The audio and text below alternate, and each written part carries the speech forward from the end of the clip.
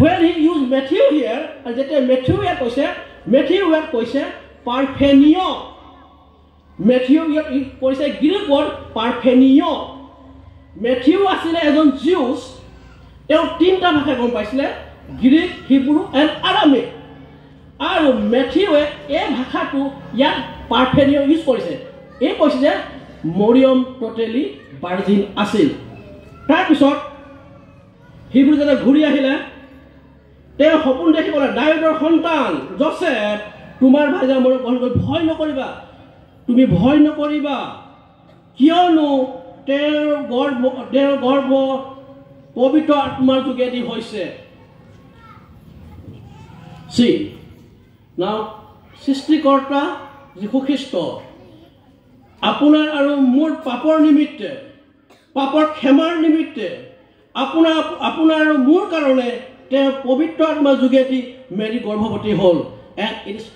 হোৱাৰ পিছত তেওঁ যদি পুত্ৰ প্ৰসূত কৰিব, কৈছে পুত্ৰ প্ৰসূত কৰিব, তুমি তেওঁৰ নাম যীশু থবা।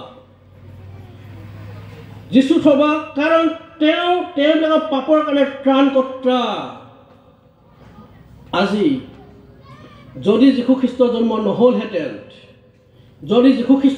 নহ'লহেঁতেন, এই বাইবেলখনৰ কোনো ভেলিড নাথাকিলেহেঁতেন। আজি খ্ৰীষ্টিয়ান সমাজে যিমানখিনি য'তে হ'ল ৱৰ্ল্ডত যি খ্ৰীষ্টমাছ চেলিব্ৰেশ্যন কৰিছে, এইটো এটা মিনিংলেছ হ'লহেঁতেন যদি যীশু খ্ৰীষ্ট পবিত্ৰ আত্মাৰ যোগেদি জন্ম নহ'লহেঁতেন। আৰু ইয়াত কি কৈছে চোৱা, কন্যাৰ গৰ্ভৱতী হৈ প্ৰসৱ কৰিব। Now they got married, they married. কিন্তু whole year Joseph and Mary, without having a physical relationship, they stayed together. মানে গোটেই বছৰ শাৰীৰিক সম্পৰ্ক নোহোৱাকে জোচেফে মেৰীক ৰাখিলে আৰু তেওঁৰ নাম ক'লে Emmanuel, God with us. Dear friends, once upon a time we were lost. এটা সময়ত আমি হেৰাই গৈছিলোঁ, and many of us already lost.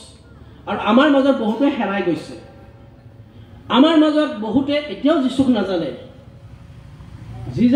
খ্ৰীষ্টানিটি is not a religion. খ্ৰীষ্টানিটি কোনো ধৰ্ম নহয়। খ্ৰীষ্টানিটি এটা হৈছে জীৱন, এটা জীৱন যিটো জীৱন অনন্ত কাললৈ থাকে, যিটো জীৱনৰ কাৰণে আপুনি আৰু মই এজন ইয়াত আছোঁ। দ্বিতীয়তে ইয়াত যেতিয়া বেটো হোৱাৰ পিছত তেওঁলোকে যেতিয়া ছেপাৰেট হৈ গ'ল, নাও জোচেফে যদি কৈ দিলেহেঁতেন যে মই মৰিয়মক লগ কৰাই নাই, বাট চি ইজ এ প্ৰেগনেণ্ট, কি হ'লহেঁতেন জানেনে? মৰিয়মক অপেন ফিল্ডত আনি পেলাই হয়তো তেওঁক একৰ্ডিং টু জিউছ কাষ্টম তেওঁক মাৰিলেহেঁতেন, বা জোচেফে সেইটো নকৰিলে। Second prophecy, he will be born in a Bethlehem. Born in Bethlehem, Matthew chapter 2, 1-6. মই পঢ়ি দিছোঁ 6 পদটো, আপোনালোকে পঢ়ি শুনিব। হেৰোদ ৰজাৰ দিনত চোৱা পূৰ্বৰ পৰা কিছুমান